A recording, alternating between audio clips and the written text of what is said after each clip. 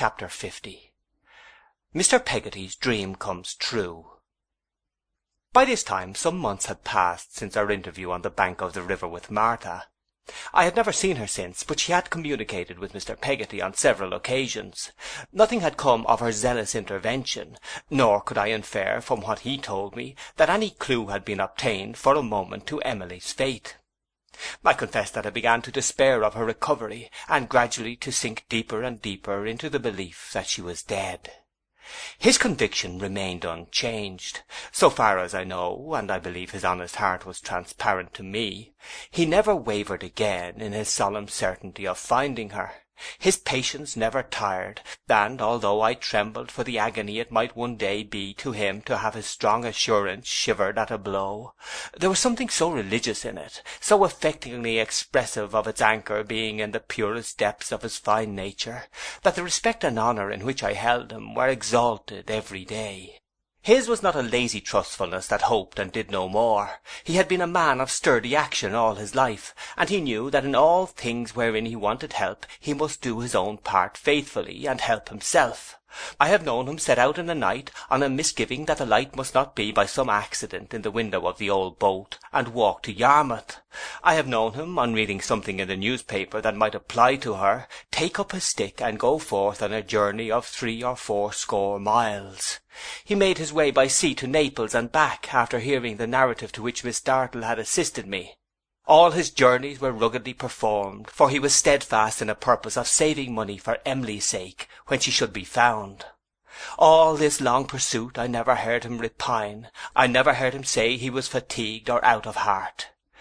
Dora had often seen him since our marriage, and was quite fond of him. I fancy his figure before me now, standing near her sofa with his rough cap in his hand, and the blue eyes of my child wife raised with a timid wonder to his face.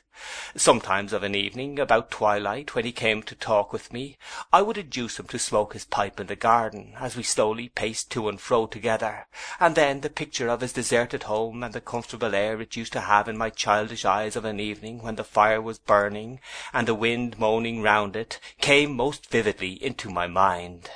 One evening at this hour he told me that he had found Martha waiting near his lodging on the preceding night when he came out, and that she had asked him not to leave London on any account until he should have seen her again.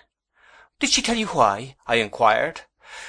"I asked her, Master Davy," he replied, "but it is but few words as she ever says, and she only got my promise, and so went away."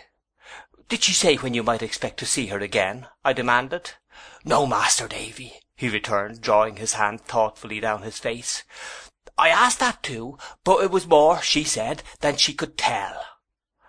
As I had long forborne to encourage him with hopes that hung on threads, I made no other comment on this information than that I supposed he would see her soon.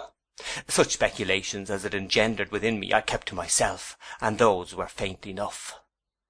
I was walking alone in the garden one evening about a fortnight afterwards. I remember that evening well. It was the second in Mr. Micawber's week of suspense. There had been rain all day, and there was a damp feeling in the air. The leaves were thick upon the trees, and heavy with wet, but the rain had ceased, though the sky was still dark, and the hopeful birds were singing cheerfully.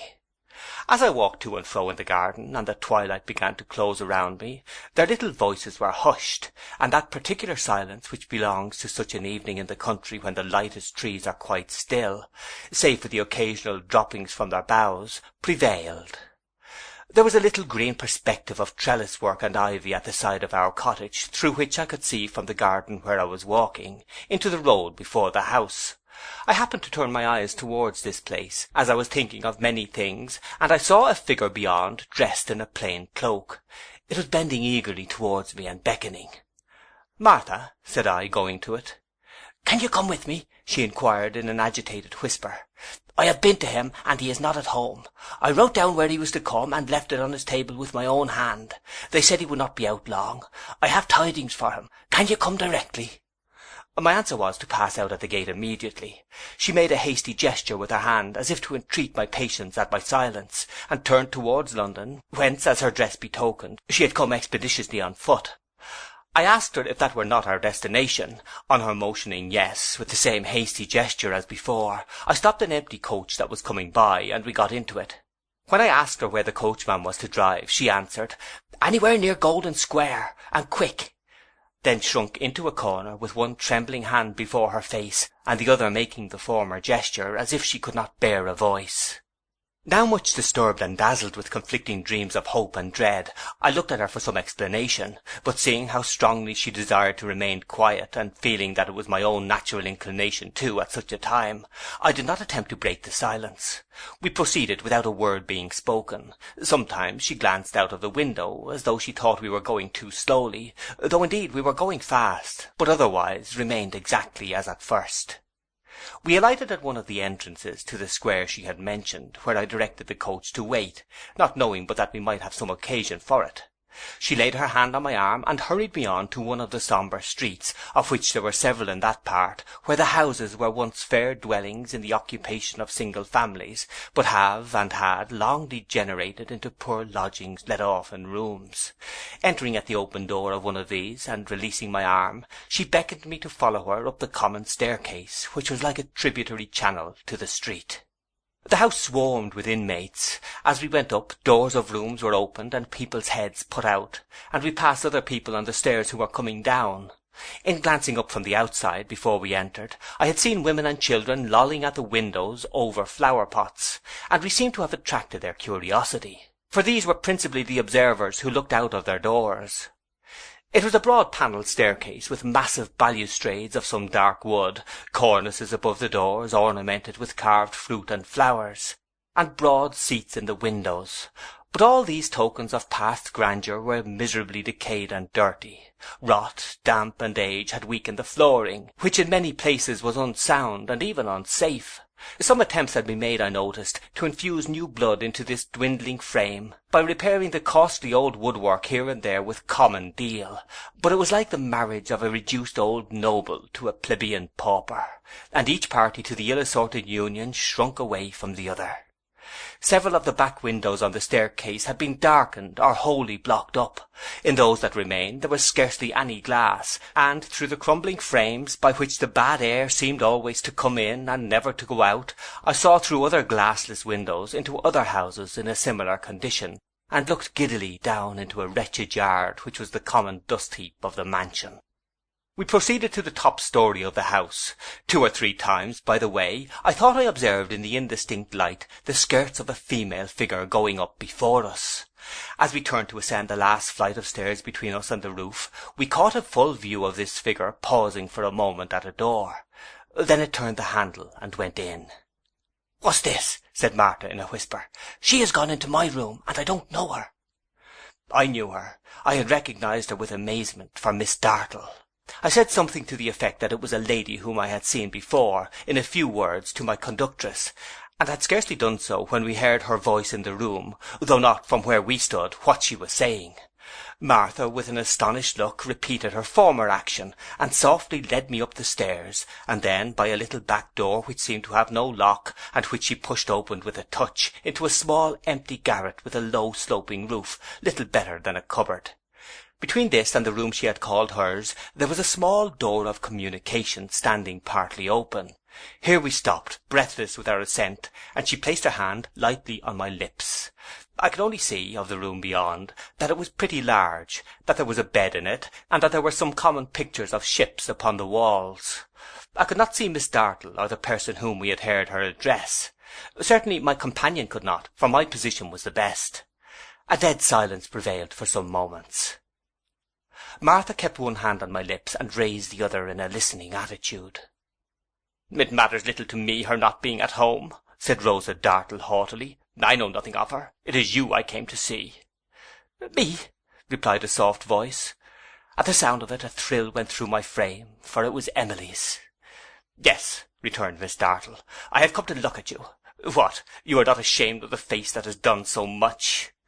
The resolute and unrelenting hatred of her tone, its cold stern sharpness, and its mastered rage, presented her before me as if I had seen her standing in the light.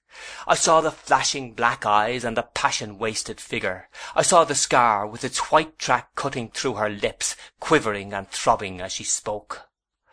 "I have come to see," she said, "James Steerforth's Fancy, the girl who ran away with him, and is the town talk of the commonest people in her native place, the bold, flaunting, practised companion of persons like James Steerforth. I want to know what such a thing is like." There was a rustle, as if the unhappy girl, on whom she heaped these taunts, ran towards the door, and the speaker swiftly interposed herself before it. It was succeeded by a moment's pause. When Miss Dartle spoke again, it was through her set teeth and with a stamp upon the ground. "Stay there," she said, "or I'll proclaim you to the house and the whole street. If you try to evade me, I'll stop you, if it's by the hair, and raise the very stones against you." A frightened murmur was the only reply that reached my ears. A silence succeeded. I did not know what to do. Much as I desired to put an end to the interview, I felt that I had no right to resent myself, that it was for Mr. Peggotty alone to see her and recover her. Would he never come? I thought impatiently. "So," said Rosa Dartle, with a contemptuous laugh, "I see her at last. Why, he was a poor creature to be taken by that delicate mock modesty and that hanging head." "Oh, for heaven's sake, spare me!" exclaimed Emily. "Whoever you are, you know my pitiable story, and for heaven's sake spare me, if you would be spared yourself." "If I would be spared," returned the other fiercely, "what is there in common between us, do you think?" "Nothing but our sex," said Emily, with a burst of tears.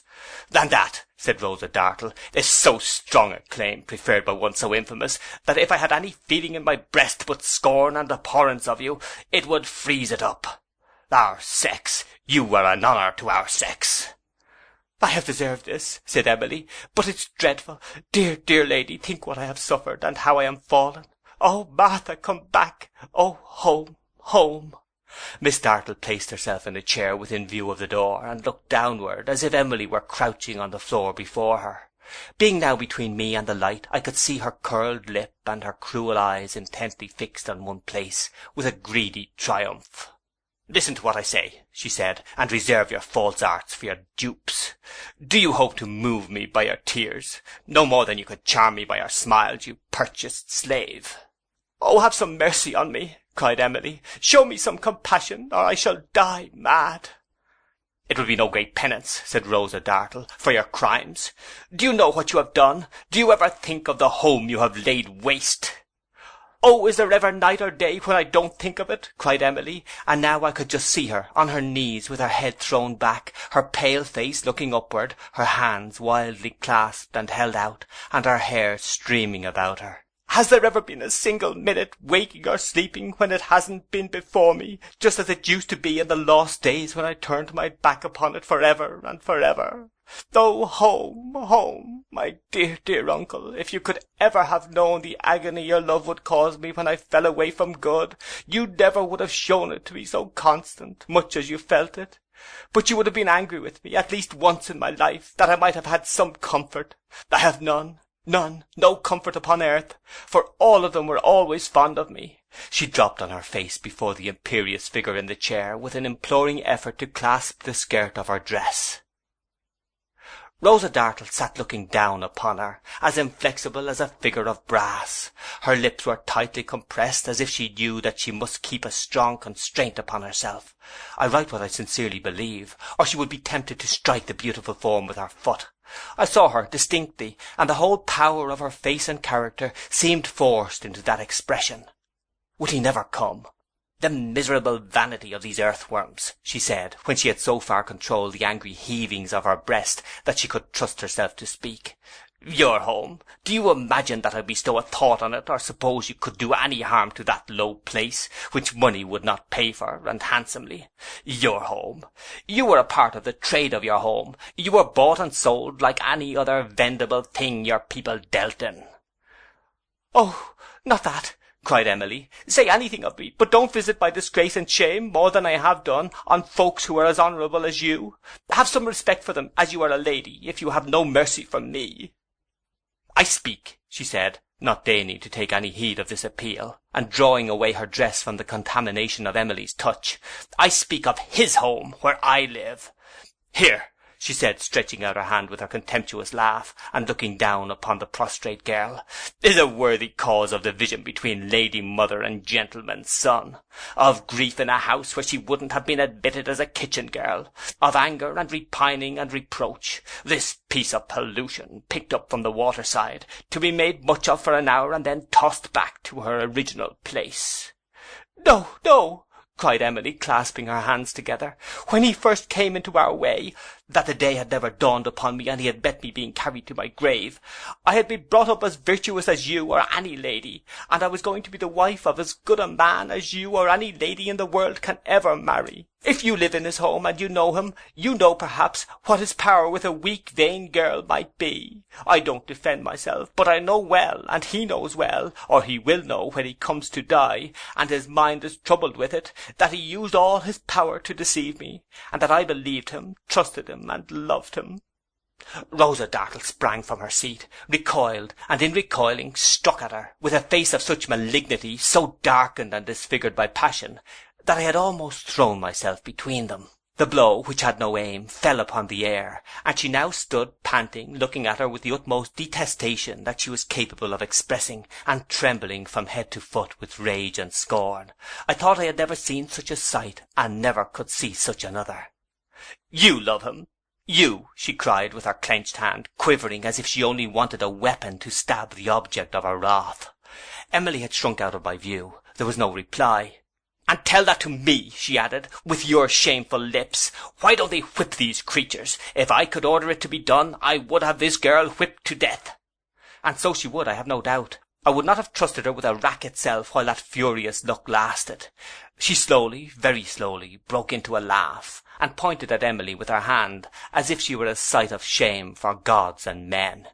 She, love, she said, that carrion, and he ever cared for her, she'd tell me. Ha! The liars that these traders are!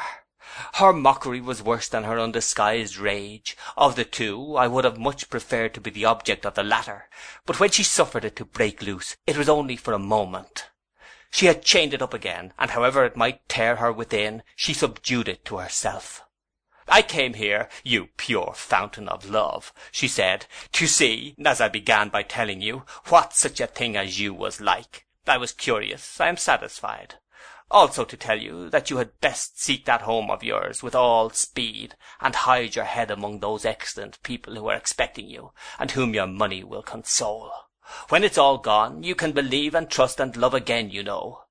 I thought you a broken toy that had lasted its time, a worthless spangle that was tarnished and thrown away. But finding you true gold, a very lady and ill-used innocent, with a fresh heart full of love and trustfulness, which you look like, and is quite consistent with your story, I have something more to say. Attend to it, for what I say I'll do. Do you hear me, you fairy spirit? What I say I mean to do. Her rage got the better of her again for a moment, but it passed over her face like a spasm, and left her smiling. Hide yourself, she pursued, if not at home, somewhere. Let it be somewhere beyond reach, in some obscure life, or better still, in some obscure death. I wonder if your loving heart will not break. You have found no way of helping it to be still. I have heard of such means sometimes. I believe they may be easily found. A low crying on the part of Emily interrupted her here. She stopped and listened to it as if it were music. I am of a strange nature, perhaps, Rosa Dartle went on, but I can't breathe freely in the air you breathe. I find it sickly. Therefore I will have it cleared. I will have it purified of you. If you live here tomorrow, I'll have your story and your character proclaimed on the common stair. There are decent women in the house, I am told, and it is a pity such a light as you should be among them and concealed.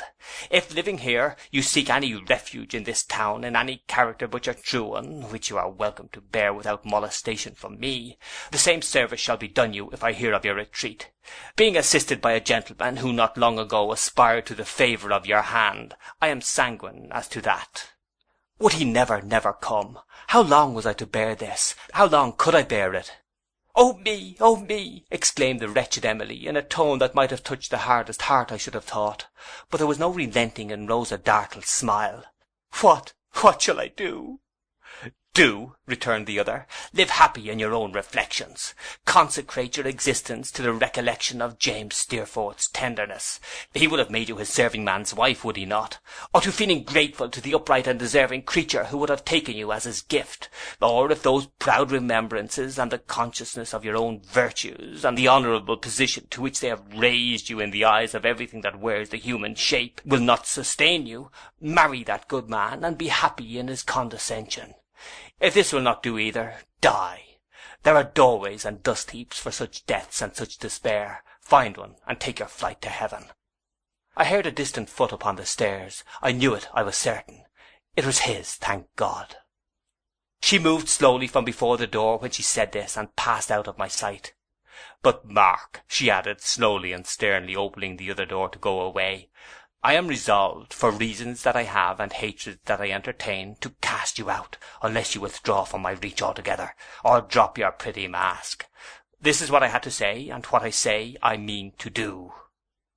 The foot upon the stairs came nearer, nearer, passed her as she went down, rushed into the room. "Uncle!" A fearful cry followed the word. I paused a moment, and, looking in, saw him supporting her insensible figure in his arms. He gazed for a few seconds in the face, then stooped to kiss it, oh, how tenderly, and drew a handkerchief before it. "Master Davy," he said in a low, tremulous voice when it was covered, "I thank my Heavenly Father as my dreams come true. I thank him hearty for having guided me in his own ways to my darling." With those words he took her up in his arms, and, with the veiled face lying on his bosom, and addressed towards his own, carried her, motionless and unconscious, down the stairs.